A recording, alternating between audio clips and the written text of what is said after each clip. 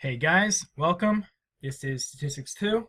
In this video, we are going to be going through a review of some of the concepts from Statistics 1 that you will need to know.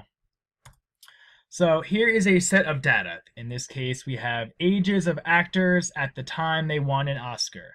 If you count them all up, you would have 39 ages, and they are placed in order from 31 being the minimum all the way up to 76. So some reviews of the measures of center.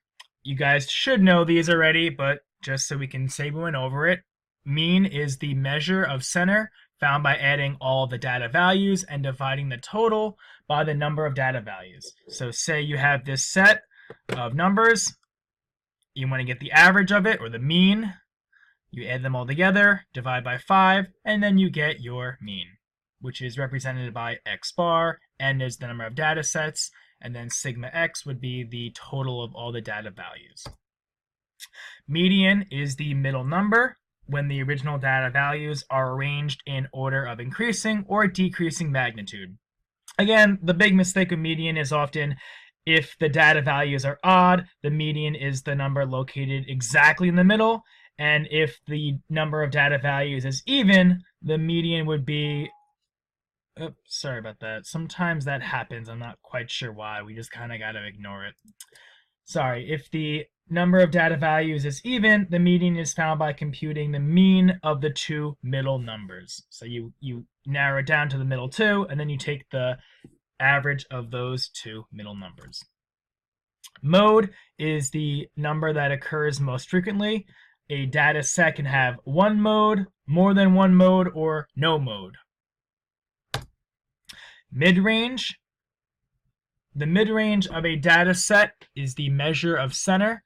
That is the value midway between the maximum and the minimum values. You simply take your minimum, you add it to your maximum, and then divide by 2, and that'll give you your mid-range. And that's it for measures of center. To do it on the calculator, I wrote out some steps for you to be able to figure out mean, median, and mode using your calculator.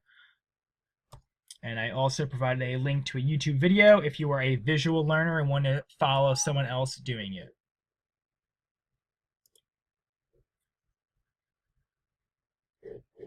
Let's see if that works.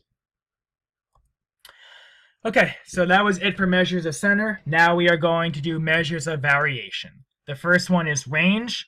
Range is just going to be the high score minus the low score. Gives you the number for the spread or dispersion of all your data. Next is standard deviation, which you probably heard that term before, but a lot of times people don't really know what standard deviation means. And standard deviation is the measure of how much data values deviate away from the mean. So I just gave you two examples. Say you have these were test scores. Someone got a 40, a 50, a 60, a 70, 80, a 90, and 100. And then another test, the scores were 67, 68, 69, 70, 71, 72, 73. Well, both Class 1 and Class 2 have a mean of 70. But that's a little deceiving to say the average on both classes was 70. Because clearly, Class 1 has huge gaps in between all these values, whereas Class 2, there's only one in between each of these. They are much less dispersed. So how do we measure the variation in these data points to show that there's a difference between these two classes? That's what standard deviation does. Okay? Coefficient of variation is just your standard deviation divided by your mean, and that is represented as a percentage. And then calculating standard deviation using technology. So you will create a list. I showed you how to do that on this slide over here. Once you create that list, do second stat, and then hit the right arrow twice so it says math. You can see a whole bunch of different values. You can hit 7 for standard deviation, 2 for max, and so on. And then you could do second 1 for list 1. If you look in the top left, when you hit second, second is blue, and then 1 above 1 to the top left is a little L1. So when you hit second, whatever you hit next is going to be doing the command for whatever the blue function is. So then if you just did the standard deviation of these two classes, the standard deviation for this class is 21.6. The standard deviation of this class is 2.16, clearly showing that the higher standard deviation class has a larger spread of data. Another way you can use your calculator to figure out a lot of valuable numbers is by following these steps over here. You hit stat,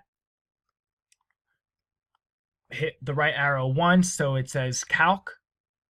Then you're going to hit enter for one variable statistics, and then make sure you do your list for L1, calculate it, and then you will see a whole bunch of different values.